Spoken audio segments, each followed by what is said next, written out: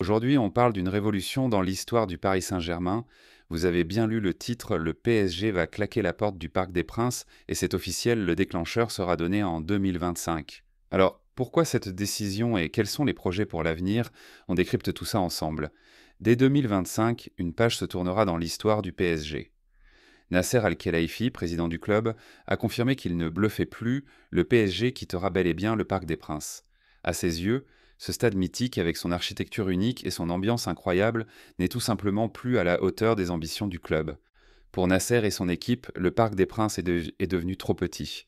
Impossible de rivaliser avec les grands clubs européens qui ont modernisé leurs infrastructures ces dernières années et c'est... Regardez Turin, Munich, Manchester ou les mastodontes espagnols, tous ont fait des changements radicaux.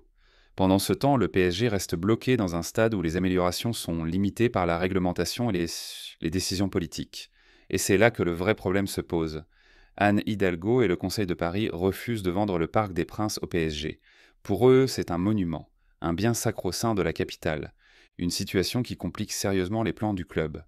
Devant cette impasse, le président du PSG a pris une décision forte, celle de ne pas attendre un éventuel changement de majorité aux élections municipales de 2026, et donc de se lancer sur un nouveau projet. Le lieu définitif n'est pas encore trouvé, mais Nasser Al-Khelaifi a déjà des projets sous le coude, et selon Le Parisien, il est totalement charmé par ce que les architectes lui proposent.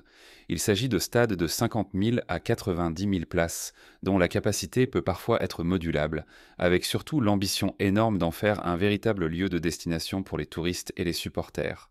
Outre l'enceinte ultramoderne, avec pelouse dernier cri, loge VIP en masse et hôtel ainsi que restaurant intégré, on pourra retrouver autour de cette enceinte un centre commercial, des boutiques, des bureaux, des restaurants et même un centre médical ainsi qu'un stade plus petit pour l'équipe féminine. Des projets qui dépassent au total le milliard d'euros en dépenses, signe que le Qatar a envie de miser très gros sur l'avenir du PSG et son futur stade. Le choix déterminant sera celui du site et pour le moment, aucun ne tient vraiment la corde car tous les critères ne sont pas remplis.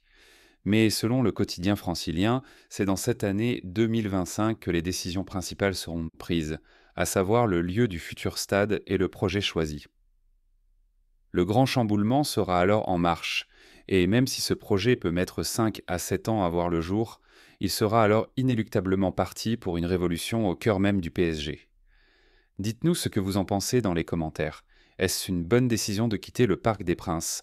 Le PSG peut-il vraiment trouver un meilleur stade pour écrire son avenir? On a hâte de lire vos avis. N'oubliez pas de liker, de vous abonner et d'activer la cloche pour ne rien manquer des prochaines actus foot. À très vite pour une nouvelle vidéo.